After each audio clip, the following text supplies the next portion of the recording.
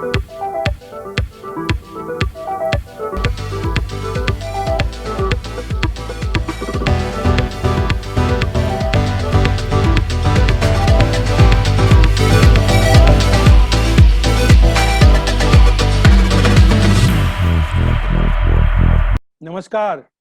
Black and white के इस episode में आपका स्वागत है। इस एपिसोड में हम बात करेंगे सुप्रीम कोर्ट के सीनियर एडवोकेट प्रशांत भूषण की और सुप्रीम कोर्ट के फैसले की। जैसा कि आपको मालूम है, सुप्रीम कोर्ट ने प्रशांत भूषण को कोर्ट की अवमानना का दोषी ठहराया था और ये कोर्ट की अवमानना इसलिए मानी गई थी क्योंकि उन्होंने 2 आपत्तिजनक ट्वीट किए थे। सुप्रीम कोर्ट के जजों के खिलाफ किए थे और सुप्रीम कोर्ट के जो चीफ जस्टिस हैं उनकी एक तस्वीर ट्विटर पर पोस्ट की थी।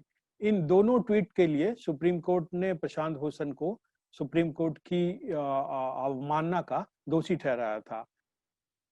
इसी मुद्दे पर आज हम बात करने के लिए हमने आमंत्रित किया है सुप्रीम कोर्ट के वरिष्ठ वकील अमित खेमका साहब को। अमित खेमका साहब, आपका ब्लैक एंड व्हाइट चैनल पे आपका स्वागत है। मैं आपका अपने दर्शकों से आपका परिचय करवा दूं। अमित खेमका साहब सुप्रीम कोर्ट के वरिष्ठ वकील हैं और जाने माने वकील हैं और इन चीज़ों पर खुलकर बोलते हैं और उनकी राय काफ़ी मायने रखती है।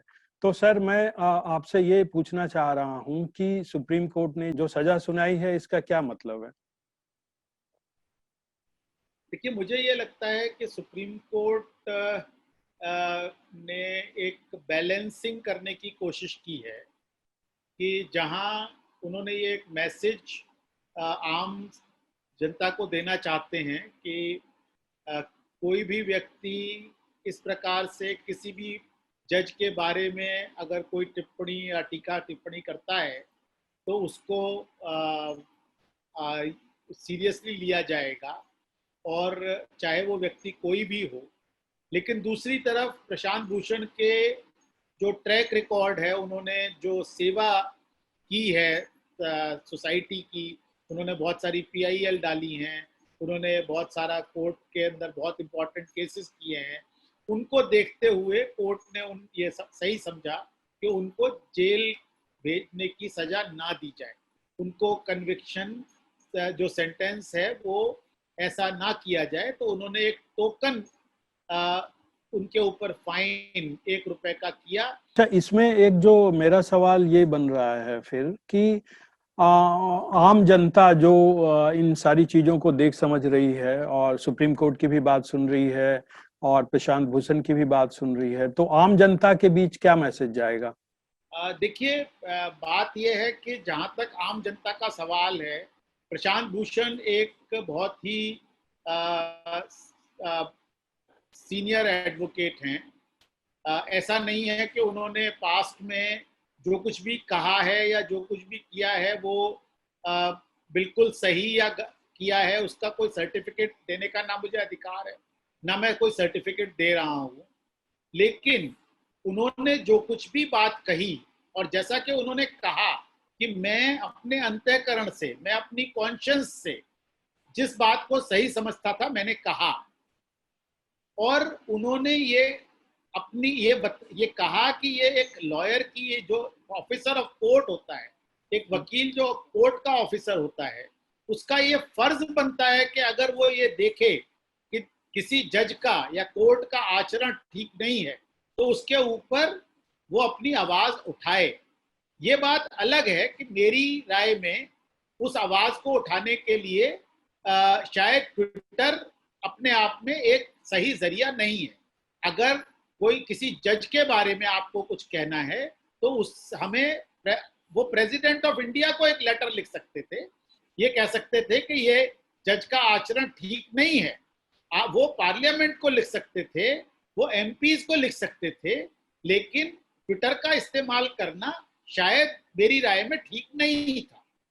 तो आपका ये मानना है कि ये जो मुद्दे प्रशांत भूषण ने उठाए हैं वो कोर्ट के आगे, उन्हें पहले जनता के बीच लेकर जाना चाहिए था? मेरा कहना यह है कि ये, अगर आपको किसी जज के आचरण में कोई आपत्ति है या आपको उस जज का आचरण ठीक नहीं लगता है, तो आप, वो एक कॉन्स्टिट्यूशनल अथॉरिटी हैं, उसके लिए हमें प्रेसिडेंट को कंप्लेंट भेजनी चाहिए, हमें पार्लियामेंट को कंप्लेंट भेजनी चाहिए। मान लीजिए किसी लोअर कोर्ट के जज का आचरण ठीक मुझे नहीं लगता, तो मैं उसके लिए हाई कोर्ट को कंप्लेंट भेजूंगा, मैं उसके लिए हाई कोर्ट के चीफ जस्टिस को कंप्लेंट करूंगा कि साहब ये आदमी, ये जज वहां पर इसी परिस्थिति में पाया गया, इसका ये आचरण ठीक नहीं था, ना कि मैं ट्विटर पे उसको लेके जाऊंगा। तो मेरा अपना ये मानना है कि ट्विटर का इस्तेमाल जजेस के खिलाफ या जजेस के बारे में टीका टिप्पणी के लिए नहीं किया जाना चाहिए। साथ में मैं ये भी जरूर कहना चाहूंगा कि मेरी ओपिनियन में फिर भी उसको कंटेम्प्ट की हद तक लेके जाना, जब तक कि उस जज के बारे में कोई अभद्र भाषा का इस्तेमाल नहीं किया गया या उस जज के करेक्टर पर कोई लांछन नहीं लगाया जाए, तब तक उसे कंटेम्प्ट की कैटेगरी में लेकर जाना वो थोड़ा सा गलत होगा।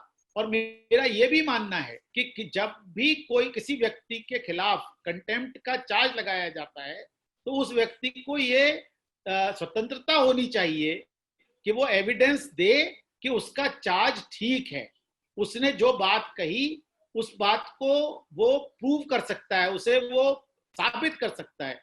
इस बात की स्वतंत्रता भी उसे कोर्ट के द्वारा दी जानी चाहिए, क्योंकि अगर वह चार्ज ठीक है, अगर वो साबित कर सकता है उस चार्ज को, तो वो वास्तव में सिस्टम की मदद कर रहा है, ना कि सिस्टम को स्कैंडलाइज कर रहा है।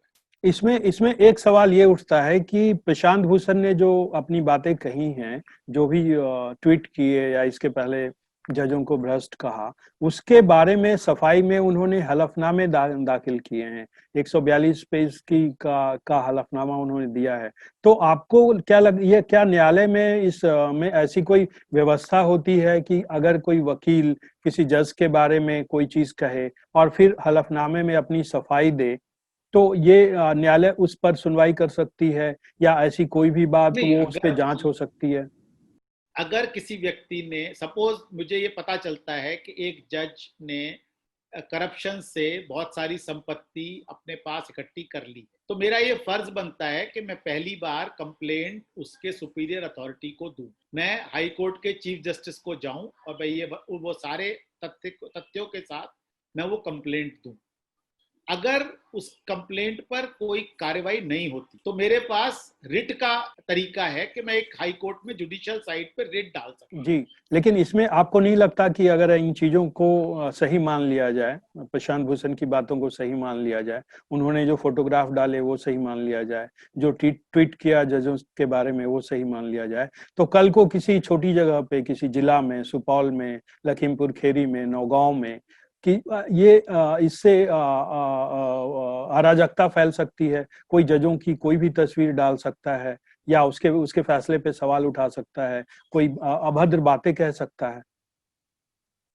हाँ, आपने बिल्कुल सही इस्तेमाल किया कि अगर वो बात अभद्र है तो वो कंटेम्प्ट है, लेकिन अगर वो फेयर क्रिटिसिज्म है, हमें इसकी जो महीन और बारीक जो इसका जो डिफरेंशिएशन है वो समझने की जरूरत है। किसी भी व्यक्ति को यह अधिकार है वो ये कह सके कि फलाने जज ने सही जजमेंट नहीं दिया, उसका जजमेंट, उस जजमेंट का फेयर क्रिटिसिज्म किया जा सकता है। हम लोग रोज जब अपील फाइल करते हैं तो लोअर कोर्ट के जज के जजमेंट की फेयर क्रिटिसिज्म करते हैं, तभी हम अपील फाइल करते हैं। तो ये कहना कि हम जज के आचरण और जज के जजमेंट दोनों को क्रिटिसाइज नहीं कर सकते, ये गलत होगा। लेकिन किसी भी प्रकार का अभद्र भाषा का प्रयोग या किसी भी प्रकार की अभद्रता, उसको किसी भी तरीके से माना नहीं जा सकता, उसको किसी भी तरह से मंजूर नहीं किया जा सकता। और जहां तक बात रही कि आप, जहां तक ये बात है कि वो कैसे कहीं पे अराजकता फैल जाएगी, मैं समझता हूं ये काम पुलिस और न्यायपालिका का है कि अगर कोई व्यक्ति इस तरीके से, मैं समझता हूं कि एक व्यक्ति के किसी बात को कहने से किस तरह से अराजकता फैल जाएगी, ये मेरी समझ के बाहर है। मेरा दूसरा सवाल सर ये है कि ये जजों और वकीलों के बीच जो रसाकसी चलती रहती है, तो आपको लगता है कि इस पूरे मामले पर इसका कोई असर है? नहीं, मुझे नहीं लगता कि इस पे वकीलों और जजेस की कोई रस्साकशी की बात है। ये अपना अपना ओपिनियन है। प्रशांत भूषण को लगता है कि ये फेयर क्रिटिसिज्म है, और सुप्रीम कोर्ट की बेंच को लगता है कि ये जो लक्ष्मण रेखा है उसको क्रॉस किया है उन्होंने। तो ये अपना अपना एक परसेप्शन है, अपना अपना ओपिनियन है। इस पर हर एक व्यक्ति का अपना ओपिनियन हो सकता है कि किस हद तक एक एडवोकेट को जाना चाहिए या एडवोकेट जा सकता है अगर वो फेयर क्रिटिसिज्म की बात है तो। अच्छा, एक आखिरी सवाल है कि कंटेम्प्ट ऑफ कोर्ट एक्ट जो है, उसमें भी कई लोग कह रहे हैं कि इसे अब रहना चाहिए या इसमें परिवर्तन करना चाहिए। आप इसे लेकर आपकी क्या राय है? मेरी सिर्फ एक राय है कि contempt of court act, court के पास में किसी न किसी प्रकार की सत्ता या किसी न किसी प्रकार की पावर होना जरूरी है कि कोर्ट अपने अधिकार को लोगों के बीच में एस्टैब्लिश कर पाए। जो कोर्ट को काम करना है वो काम सुचारू रूप से कर पाए। लेकिन इसमें एक चीज जरूर होनी चाहिए कि सच्चाई, किसी भी कंटेम्नर की डिफेंस होनी चाहिए। अगर किसी भी कोई कंटेम्नर किसी भी जज के बारे में या किसी भी कोर्ट के बारे में कोई सत्य बात कह रहा है, तो उसको ये अधिकार होना चाहिए कि वो कंटेम्प्ट के मैटर में, कंटेम्प्ट पिटीशन के डिफेंस में अपनी उस बात को प्रूव कर सके, उसके बारे में एविडेंस दे सके, उसको साबित कर सके। यह उसको अधिकार होना चाहिए। और अगर वो अपनी बात को सच्ची साबित कर पाता है तो उसको कंटेम्प्ट के लिए दोषी नहीं होना करार किया जाना चाहिए। अमित खेमका साहब, आपने जो इतनी बातें बताई उसके लिए आपका बहुत बहुत धन्यवाद। तो ये था आज का ब्लैक एंड व्हाइट का एपिसोड। अगले एपिसोड में हम फिर नए मुद्दे को लेकर आपके सामने हाजिर होंगे। तब तक के लिए दीजिए इजाजत। नमस्कार।